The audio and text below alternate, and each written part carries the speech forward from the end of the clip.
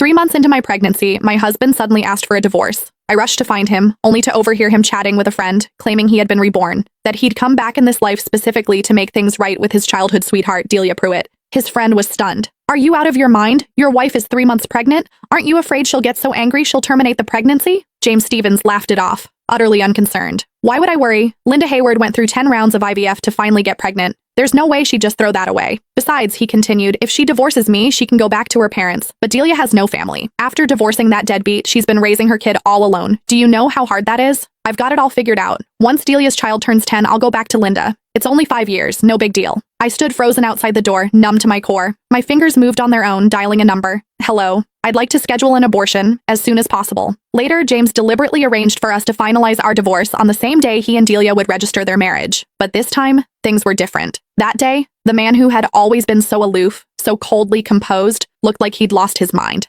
His eyes locked onto my flat stomach, his voice cracking with something close to hysteria. "Where's my child? Where's our child? You promised me you wanted to have a baby with me. Linda, are you sure you want to go through with this? After everything you went through for this baby?" My mother's voice broke over the phone and guilt twisted in my chest. She had been the happiest person in the world when she found out I was pregnant. She knew what it had cost me, a full year of choking down bitter herbal medicine, 9 failed IVF cycles. It wasn't until the 10th attempt that I finally conceived. The moment the test results came back positive, my mother had wept with joy. She believed that with a child, James and I would finally settle into a real marriage, that he would step up, become a responsible husband, learn to put family first. But today I realized how terribly wrong we had both been. The phone rang, sharp and insistent. I answered mechanically. James's voice cut through, cold and harsh. "Linda, how much longer are you going to drag this out? Even if I can't divorce you while you're pregnant, the moment that baby is born, I'm filing immediately. And let's be real, raising a child costs money. You've done nothing but sit at home since we got married, eating my food, spending my money. All you do is a little housework, that's it. No one's going to want a woman who just gave birth and comes with a brat attached. You have no income, no prospects. When the time comes, you won't get to keep the child. You won't get to keep me. You'll have nothing." Every word dripped with contempt. He reduced everything I'd given to this marriage, every sacrifice, every exhausting day, to nothing. And he called my baby a brat. It felt like a blade dragging across my heart,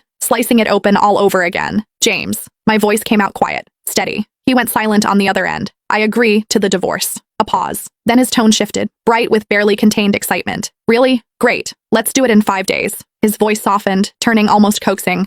"Linda, don't worry. I just want to take care of Delia and her child. I won't cross any lines. Focus on your health. Have the baby safely. I'll come visit you and the child once a month. I've already bought so many clothes for the baby. I even picked out a name." He sounded almost giddy, but my mind was already drifting, detaching from his words. In that moment, I knew I had truly let him go. A soft chime broke through the haze, a text notification. My gaze dropped to the screen. "Dear Ms. Hayward, your abortion procedure is scheduled for 3 days."